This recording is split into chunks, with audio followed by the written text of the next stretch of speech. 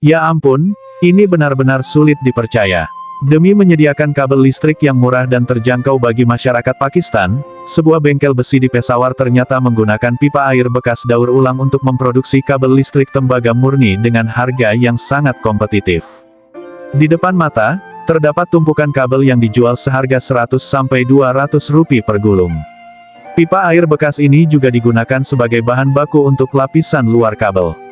Para pekerja terlebih dahulu menggunakan parang tajam untuk memotong pipa menjadi panjang tertentu agar dapat menghilangkan logam dan kotoran lain yang menempel.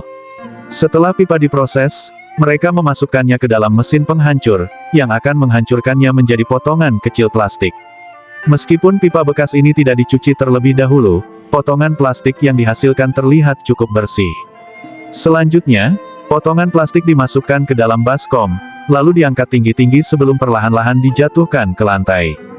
Dengan bantuan kipas angin yang kuat, debu dan kotoran dalam potongan plastik akan terpisah. Setelah itu, potongan plastik yang telah bersih dimasukkan ke dalam karung anyaman dan dipindahkan ke ruang produksi menggunakan gerobak dorong. Di ruang ini, para pekerja menambahkan bubuk kalsium karbonat dalam jumlah besar ke dalam mesin pencampur, lalu menuangkan potongan plastik ke dalamnya. Proses pencampuran ini berlangsung selama setengah jam tanpa henti. Penambahan kalsium karbonat tidak hanya menurunkan biaya produksi, tetapi juga meningkatkan daya tahan dan ketahanan panas plastik. Setelah pencampuran selesai, plastik yang sudah tercampur dimasukkan ke dalam mesin ekstrusi. Di dalamnya, potongan plastik dipanaskan dan ditekan hingga meleleh menjadi gumpalan kasar. Hal ini terjadi karena pencampuran bubuk dan plastik belum sepenuhnya merata, menyebabkan munculnya efek merayap pada plastik. Untuk mengatasi masalah ini, gumpalan plastik dihancurkan kembali menjadi butiran kecil menggunakan mesin penghancur. Butiran plastik yang sudah halus lalu ditimbang dan dimasukkan ke dalam mesin pencampur lagi. Kali ini, para pekerja menambahkan pewarna dan bahan tambahan lain untuk meningkatkan kualitas plastik. Setelah pencampuran selesai, butiran plastik tersebut dimasukkan ke dalam mesin ekstrusi lainnya. Melalui proses pemanasan dan pengepresan ulang, plastik ini kemudian keluar dalam bentuk lembaran tipis yang lembut. Lembaran plastik yang masih panas kemudian didinginkan dengan cepat dalam bak air sebelum diproses lebih lanjut.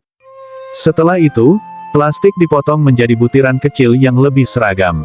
Butiran plastik ini lalu dipindahkan ke ruang produksi kabel, di mana mereka dicampur kembali dengan bahan penguat dan lapisan pelindung untuk meningkatkan daya tahan material. Selanjutnya, butiran plastik yang sudah diproses dimasukkan ke dalam mesin ekstrusi kabel, di mana mereka akan menyatu dengan kawat tembaga berkualitas tinggi. Kawat tembaga ini dilekatkan pada tali penarik agar dapat bergerak dengan kecepatan yang stabil, memungkinkan plastik isolasi membungkusnya secara merata. Setelah itu, kabel yang sudah terbentuk melewati bak pendingin untuk membentuk dan mengeraskan lapisan luar.